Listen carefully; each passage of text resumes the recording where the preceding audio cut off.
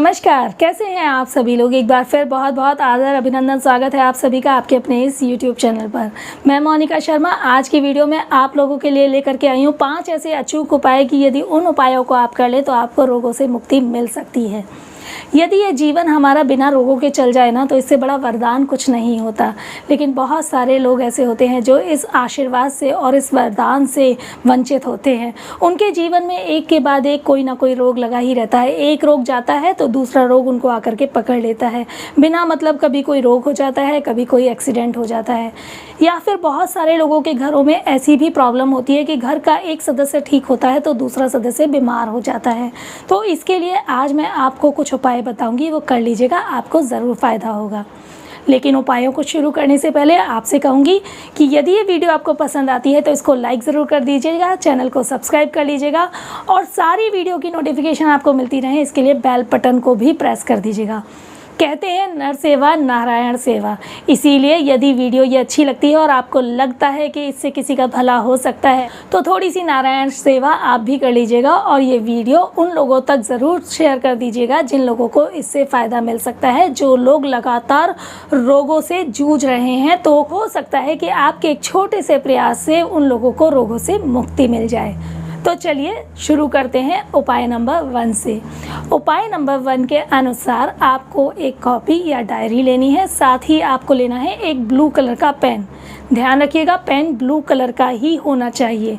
रात को वो कॉपी और पेन आप अपने पास में रख करके सो जाएं और सुबह को जब सबसे पहले आप जागते हैं वो कॉपी और पेन लीजिए और डेली कम से कम 50 बार आपको उस पर लिखना है कि मैं प्रतिदिन अच्छे स्वास्थ्य को अपनी ओर आकर्षित करता हूँ। इसे आप इंग्लिश में भी लिख सकते हैं कि I am attracting good health every day. जब आप ऐसा लिखना शुरू करते हैं तो आपके सबकॉन्शियस माइंड में ये फीड हो जाता है कि आप सिर्फ अच्छी हेल्थ को पसंद करते हैं और आपका सबकॉन्शियस माइंड उसी तरीके से काम करने लग जाता है। तो यदि आप मेरी इस बात से सहमत हैं और आज से आप ये उपाय करने जा रहे हैं तो कमेंट बॉक्स से स्टार्टिंग कर दीजिए। सबसे पहले कमेंट बॉक्स में अपनी इस लाइन को लिख दीजिए कि I am attracting good health every day, या फिर इसको आप हिंदी में लिख दीजिए कि मैं हमेशा अच्छे स्वास्थ्य को ही आकर्षित करता हूँ। एक चीज़ और कहूँगी आपसे कि अपनी किसी भी बीमारी को ना पब्लिकली मत बनाइए। माफ़ी चाहती हूँ, लेकिन मैंने बहुत लोगों को देखा है कि आज की डेट में व्हाट्सएप के स्टेटस ऐसे हो गए हैं कि लोग ज़रा सा बीमार होते नहीं हैं तुरंत वहाँ पर टैबलेट्स की फ़ोटो डाल देते हैं, एक सैड वाला स्माइली डाल देते हैं और उस पर लिख देते हैं नॉट फीलिंग वेल। इसकी वजह से क्या होता है, बहुत सारे लोगों के कॉल आते हैं या मैसेज आते हैं और बार बार आप रिपीट करते हैं अपनी बीमारी को कि मैं ठीक नहीं हूँ, मैं ठीक नहीं हूँ, मैं ठीक नहीं हूँ। तो वो जो बीमारी आपसे दूर जा सकती है उसको आप खुद मैग्नेट की तरह अपनी तरफ खींच लेते हैं। तो हमेशा ध्यान रखिए, अपनी बीमारी को पब्लिकली मत बनाइए। जब भी कोई आपसे पूछे ना और कैसे हैं आप, हमेशा कहिए मैं बहुत स्वस्थ हूँ, मैं बहुत खूबसूरत हूँ। मैं हमेशा यही कहती हूँ, जब मुझसे कोई पूछता है कैसी हो मोनिका, तो मैं हमेशा कहती हूँ मैं बहुत खूबसूरत हूँ।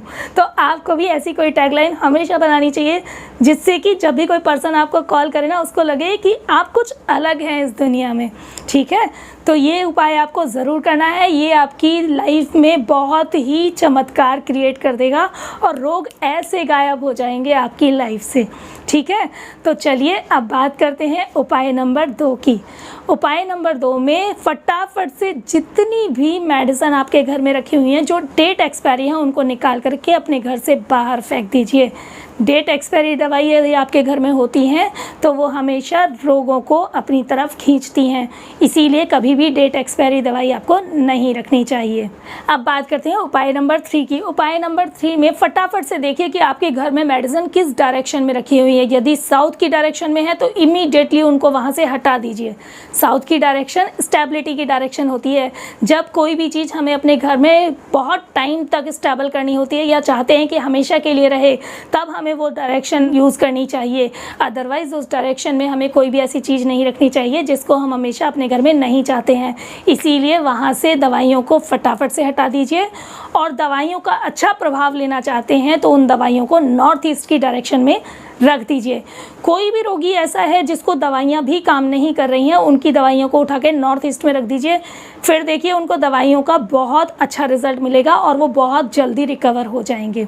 ठीक है, अब बात करते हैं उपाय नंबर 4 की। उपाय नंबर 4 वैदिक रिचुअल से जुड़ा हुआ है। आपको क्या करना है, आपको हनुमान जी की पूजा करनी है और ये पूजा प्रातः काल करनी है। हनुमान जी की पूजा करने का सही नियम क्या है, सही विधि क्या है, इसका एक वीडियो मैं ऑलरेडी आपको दे चुकी हूँ। यदि नहीं देखा है तो एक बार डिस्क्रिप्शन बॉक्स देख लीजिएगा, उसमें मैंने लिंक आपको अवेलेबल करा दिया है, तो उस लिंक पर क्लिक करके आपको वो वीडियो मिल जाएगी। ध्यान रखिएगा, हनुमान जी की पूजा आपको सूर्योदय के पूर्व ही करनी है, तभी आपको उसका अच्छा फल मिलता है। अब बात करते हैं उपाय नंबर 5 की। उपाय नंबर 5 में आपको क्या करना है, आपको सूर्यदेव को जल जरूर चढ़ाना है और ये प्रातःकाल चढ़ाना है। प्रातःकाल सूर्यदेव की उपासना करने से आरोग्य की प्राप्ति होती है। सूर्य को वेदों में जगत की आत्मा और ईश्वर का नेत्र कहा गया है। सूर्य हमारी हड्डियों का भी कारक होता है, हमें सूर्य से विटामिन डी मिलता है।